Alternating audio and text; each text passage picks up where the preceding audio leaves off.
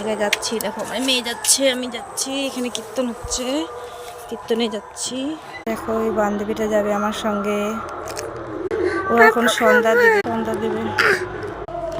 ওইখানে কীর্তনে গিয়ে খাইস।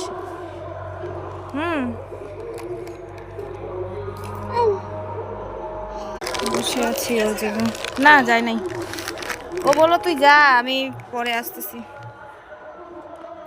বসে আছি ওর জন্য, ওদের বাড়ি এটা দেখছো।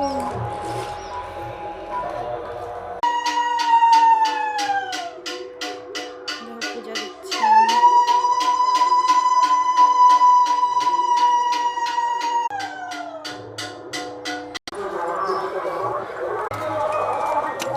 চলো চলো চলো।